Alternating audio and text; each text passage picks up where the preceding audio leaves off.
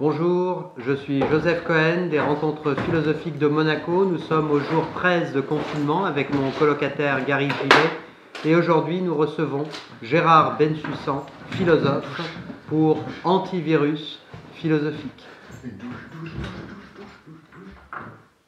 Bonjour Gérard. Bonjour Joseph. Bienvenue aux Antivirus philosophiques.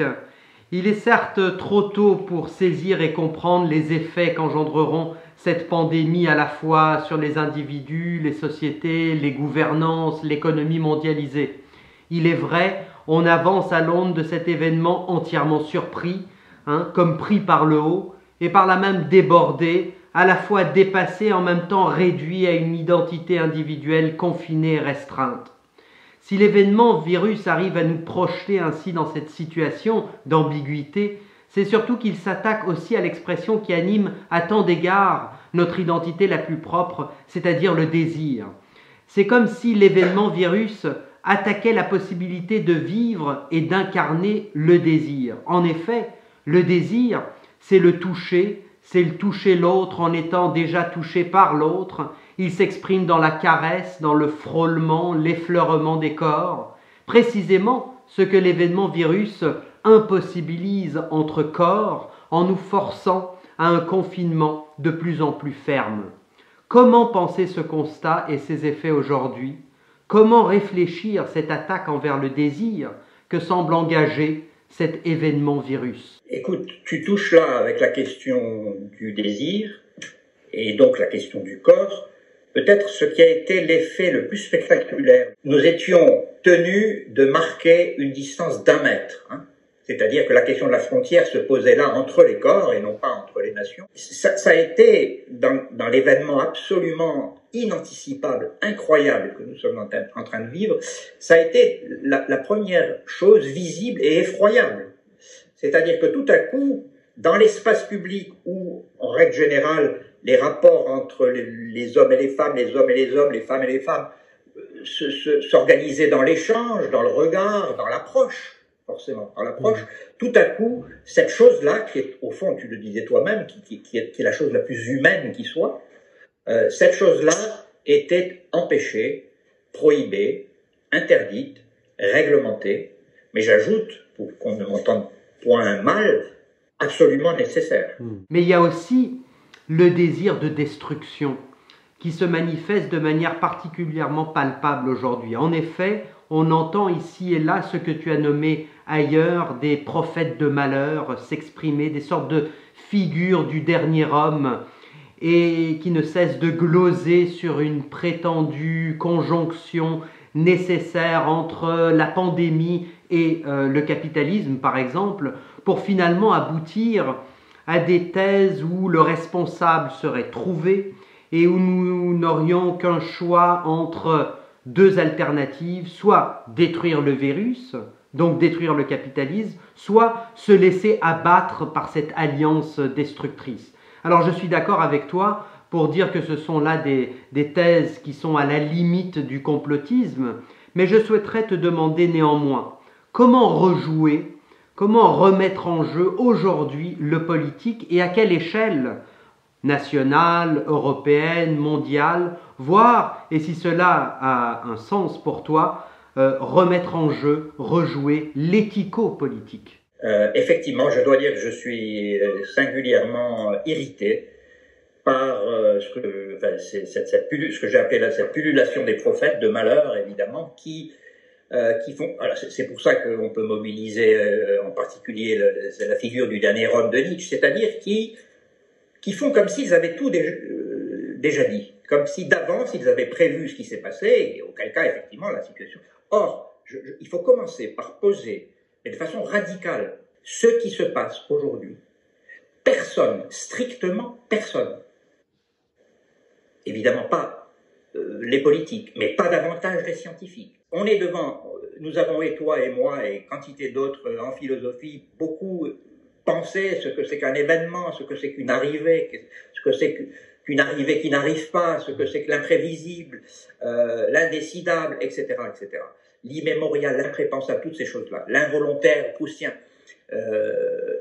Et là, nous sommes précisément devant le cas. inimaginable, imprévisible, imprépensable. Et donc, la première vertu, ici, ce serait d'être capable d'un peu d'humilité, simplement d'humilité. C'est-à-dire que comment peut-on en être aujourd'hui à vouloir faire des procès aux uns et aux autres? Peut-être, il y a certainement des responsabilités, je ne dis pas le contraire, elles sont probablement énormes, mais face à une situation de cette ampleur, comment faire autrement que faillir à ses responsabilités d'une certaine manière, sauf si on entend ceci comme dans la responsabilité lévinassienne, non pas au sens strictement juridique, mais au sens où, effectivement, je dirais, nous avons tous failli. Hein. Nous qui pensions l'imprédictible avec une sorte de jubilation philosophique et une sorte d'exaltation de la pensée, cet imprédictible, on n'y a jamais fait entrer quelque chose comme ce qui est en train de se passer. Donc, humilité. Impossibilité de mettre en cause ce qui n'avait pas prévu. Enfin, toute cette figure-là m'irrite, m'agace, et comme je l'ai dit, comme tu l'as dit aussi, on est jamais loin du complotisme. Premier point. Deuxième point, la question du rapport. Alors là, c'est une sorte de corollaire de ce que je viens de dire, et en même temps c'est assez différent. La question du rapport avec le capitalisme. C'est une question très compliquée. Pour l'instant, et sous réserve d'une analyse un peu plus élaborée plus tard, pour l'instant, je me refuse à acquiescer à des énoncés du type « le virus, c'est le capitalisme ».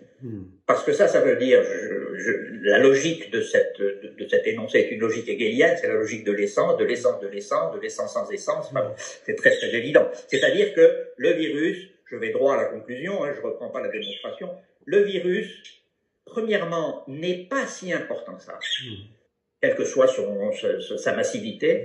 Pourquoi il n'est pas si important? En soi, il est important, mais il n'est pas si important parce qu'il ne serait qu'une manifestation non essentielle d'une essence plus ou moins cachée ou d'une essence essentielle, à savoir le capitalisme. Et je pense pas du tout qu'on puisse articuler cette question du virus et du capitalisme sur cette logique sub-hegelienne. Je pense que c'est erroné. Dire le virus c'est le capitalisme, c'est erroné, ce qui ne revient pas à exonérer ce qu'on appelle la mondialisation néolibérale d'un certain nombre de faillites, d'un certain nombre de fautes lourdes, graves, dont nous payons probablement en partie les conséquences. La question c'est, est-ce que du coup, c'est ce qu'on lit tous les jours sur les réseaux sociaux, est-ce que c'en est fini de la mondialisation? C'est ça la question qui est posée. Est-ce que, au fond, les nations vont se replier sur elles-mêmes, vont retrouver un bon usage qui est un bon usage de la souveraineté, et est-ce qu'on va revenir, au fond, à la politique d'antan?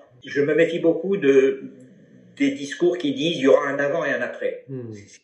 C'est probablement vrai, mais on peut imaginer que l'après renoue avec l'avant-pandémie, moyennant quelques petites rectifications.